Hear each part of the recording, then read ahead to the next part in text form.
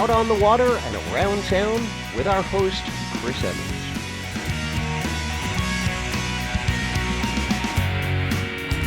Below the state of Florida, there are 1,700 islands scattered about like vibrant green jewels on the water.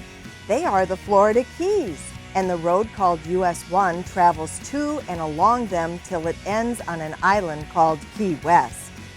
This road was built on top the old foundation bed of a railway that had been completed in the very early part of the 19th century.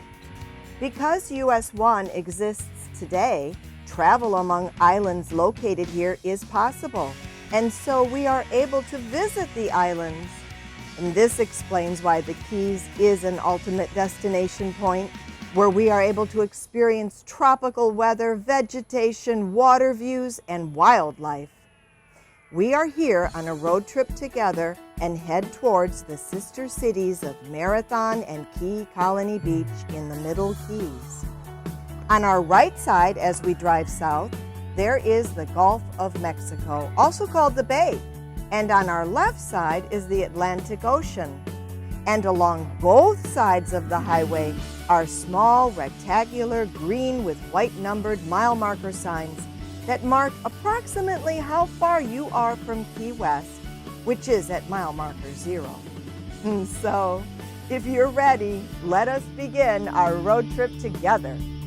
As we continue driving south on US 1, we notice how the picturesque scenery in the Florida Keys lulls the senses. There are endless horizons of turquoise-colored Atlantic Ocean, emerald green Florida Bay, and crisp blue sky, and it becomes easy to enter into a kind of trance and just drive and drive. It's beautiful, even unbelievable, and it's very easy to just keep cruising. And that's why I'm here with you, to help us not drive past really cool stops where we can experience wonderful things. The next place we stop during our road trip together is located at mile marker 67.5 Oceanside. It is the Long Key State Park on Long Key. This island has an interesting history, and we'll delve into that, but first, let's learn about the state park that is on this island. We are here at the Long Key State Park, and the exceptionally neat thing about this place, it's on Long Key, and it's a very thin and narrow and long key, is that the state park is also a thin, narrow slice of land on the ocean side. And you have these wonderful camping sites, which I'm coming across what I think I would like to stay here for a couple weeks, but I don't have a camper.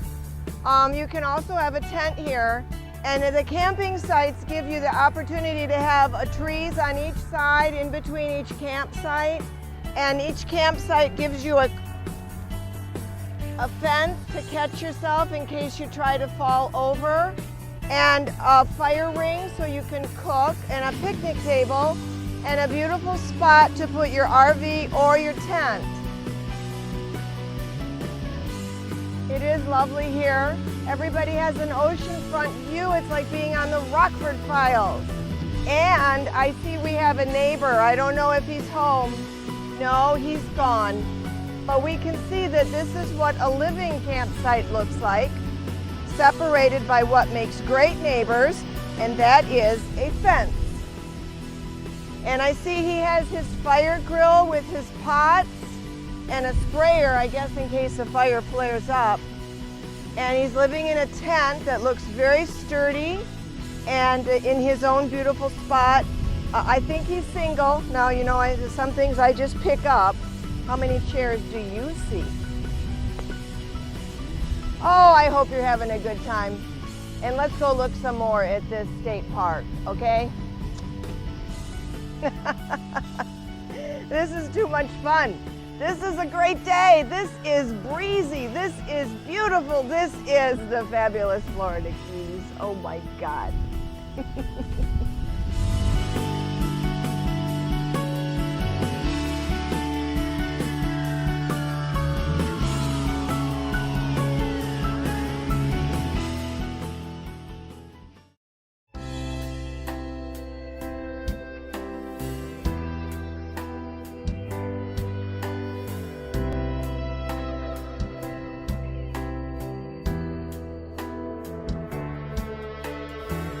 Long Key State Park is on the ocean side of US 1, right there, and it's nestled among the trees. That happens to be a little opening. So you've got all these campsites just in a row, ready to go.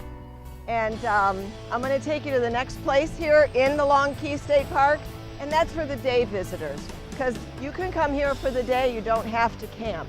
So let's go catch your car, go to the other side of the park where they have day visitor stuff. Come on, let's go.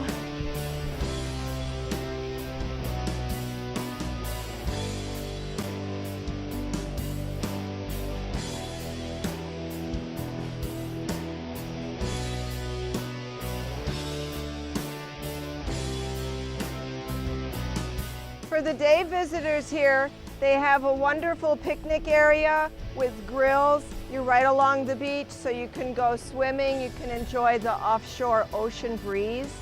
They've got showers and a bathroom just across their little road, and they have kayaks for you to rent, and you can go snoobing and snorkeling, and just having a really nice time here.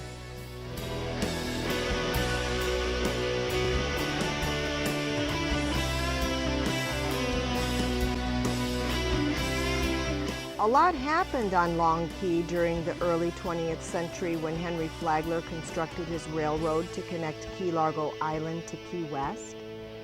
A work camp was built on the southern tip of the island for the workmen to stay in as they constructed the 2-mile-long Long Key Bridge that connects with the next key. Barracks and cottages were placed oceanside, and once the railroad was completed, they were converted into the Long Key Fishing Camp. The fishing camp became a popular sports fishing destination for the rich and famous, and it was served by the railroad. Here, the greatest saltwater fishermen vacationed in quarters that could accommodate 75 guests. Because the 2-story lodge and 30 cottages were oceanside, they enjoyed continuous trade wind breezes, and the camp's fishing boats took advantage of the quieter bay waters by docking bayside. Zane Grey, the famous author of adventure novels, which became the basis for the Western theme in literature, was a sports fisherman, and between 1911 to 1926 made Long Key his winter home. Mr. Gray's name grew to be associated with the Long Key Fishing Camp when the fishing camp formed the Long Key Fishing Club in 1916. Zane was its first president and held office through 1919. The fishing club was more commonly known as Zane's Gray's Long Key Fishing Club, and most folks assumed Zane Grey was owner of the fishing camp, but actually he was the celebrity whose name endorsed it, and the business was actually quietly owned by Henry Flagler. The Long Key Fishing Camp was discontinued in 1935. Long Key is also home to the small incorporated city of Layton, and as you drive through it on US 1, you understand why some businesses include the words Zane Grey in their name. Information about the Long Key Fishing Camp, Zane Grey, and much more about Florida Keys history is at a website assembled by the passionate work of Jerry Wilkinson. It's a great website. Remember, keyshistory.org.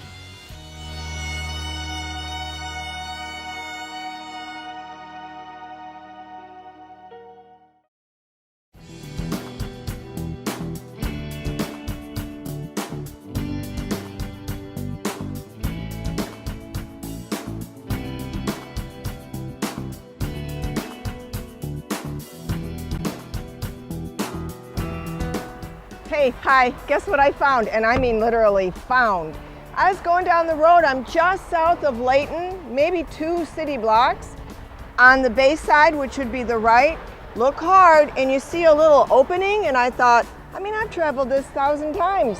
And I stopped and I found this, but I don't know what it is. Usually, I come to you all prepared to tell you everything. But this time, would you do your homework and look up Layton Nature Trail, and then contact me. either at the Facebook page, Explore the Keys with Chris Emmons, or my email, chris@marathonflorida.com, and tell me what the Layton Nature Trail is. This is exciting. Let's go look at some views.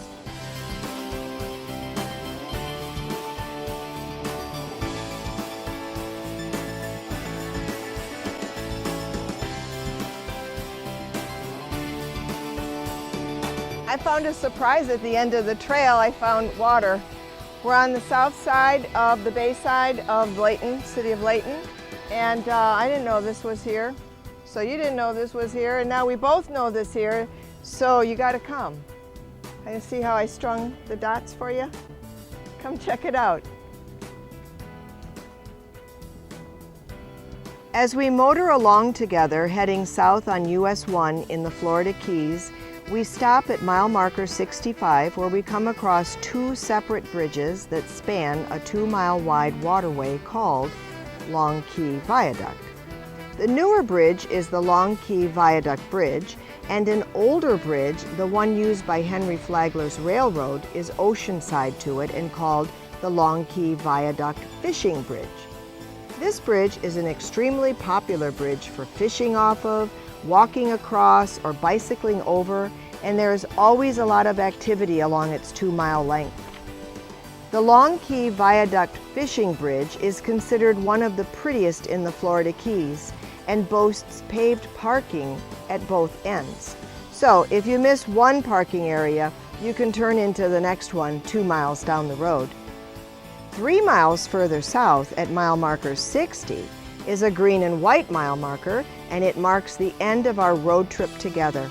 This is the northernmost boundary line of our destination, the islands of Marathon that contain the city of Marathon and the city of Key Colony Beach. Soon I bid you happy trails as you embark on your very own marathon adventure, and if you're local, you know you're almost home. Your adventure and ours as locals is consistently wonderful.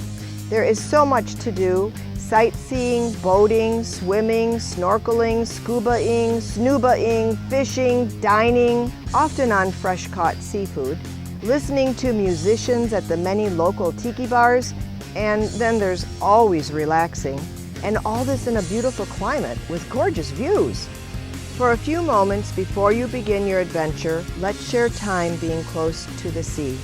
Its endless horizon, attention-grabbing movement, and mesmerizing reflections of sunlight which sparkle cause the sea to appear as if it has a life of its own. For thousands of years, men and women just like us have been captivated by the call of the sea.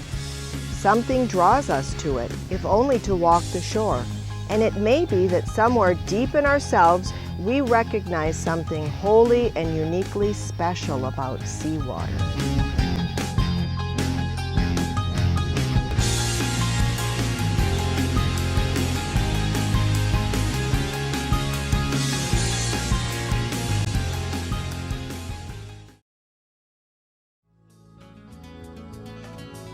If you've watched the Explore the Keys with Chris Emmons show, you know that I've asked you to step forward and let me know what your hobby is down here so that we can grow tremendous hobby clubs, because having a hobby and sharing it with others, the time creates emotional connections, and emotional connections are what gives life a greater, deeper, wonderful texture.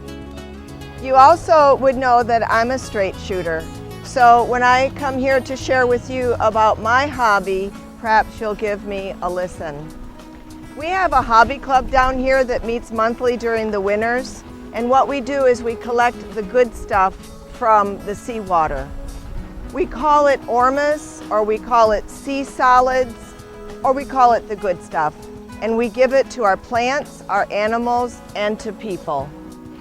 This is what the seawater looks like, clear. I can also use reconstituted sea, which is where I would take a natural sea salt, mix it with distilled water, and make a reconstituted sea. Do a simple process on it, and we drop the precipitate from the seawater, which really is all the minerals that was in the seawater. But when you give the precipitate after it's been washed with more distilled water to your plants and to your animals, and even if you choose to yourself. There's a tremendous difference that happens. We believe that there's this awesome vitality. There isn't any other way to explain it. So I did want to take this time to share this with you because this is an awesome material to know about, and I wouldn't take your time if it wasn't. And so let's take a moment while I share with you some places that you can go to for more information on your own. This is our seawater. It's trying to get away in this wind. It's quite breezy. You can go to Sea Crop, like the sea-crop, because they make a product like this for you to put on the plants, and they have a lot of information there. You can go to a website called subtleenergies.com, and that's like an extensive library on the Ormus material. You can go to some YouTubes that Conch Records, local Conch Records has made for me. There's Intro to Ormus, and get a feel for it. But like I said, it did make a difference in my world, and I thought that you should have an opportunity to know about it. And this would be an example of what I want to do with your hobby club when you tell me your hobby. So contact me, Chris@marathonflorida.com. And if you're specifically asking questions about Ormus, that would be ormusbook.com, which does remind me, I wrote a book. The book describes how to collect it for yourself. And the book is called Ormus Modern Day Alchemy. And you can pick it up locally in Marathon at Ellen's Health Food Store. It's at the libraries at Marathon and Key Largo. So if you're off of the islands, they can interlibrary it to your library. It's at Amazon.com. And we do have monthly Ormus gatherings here where we talk about Ormus and we demonstrate how to collect it, and we have a lot of fun. So if you're so inclined, go explore. I love you. Ormus is everywhere. Air, water, sea, rocks. What is Ormus?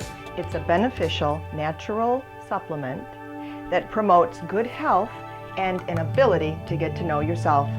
It's in here. We're going to collect it. Seawater, pH meter, a stirrer, and our special solution that's non-toxic but high pH. We watch the pH meter. When it gets to be the right pH, we stop, and voila, we have got our Ormus. And here, my friends, new and old, is the finished product, the precipitated, washed, and ready to enjoy. Salute!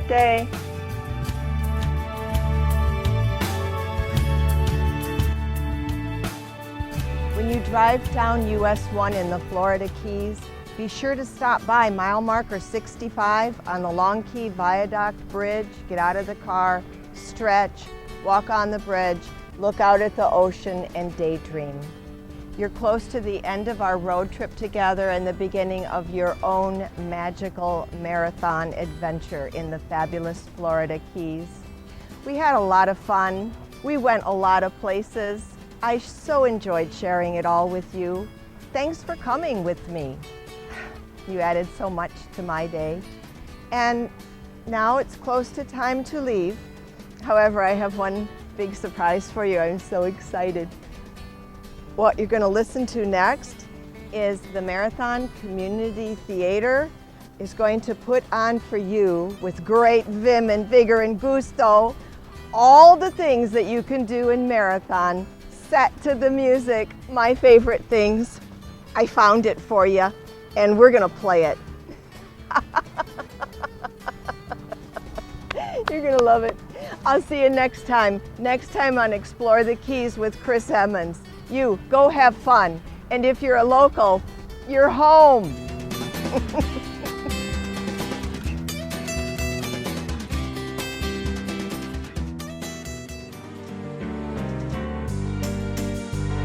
Blue skies and orchids and green flashing sunsets. Tourists who come here from all sorts of places come here for fishing, to swim in the sea. This is the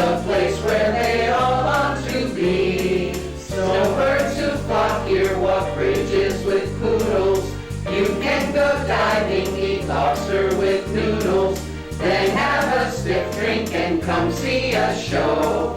This is a place where you all ought to go. Sunscreen on my face, sea spray on my glasses, smiles and laughter, a dolphin who splashes, kayak or snorkel, so lazy we'll be. This is a place where we all want to be. When the rain comes and the wind blows, all the tourists go. We simply remember our favorite things. There's never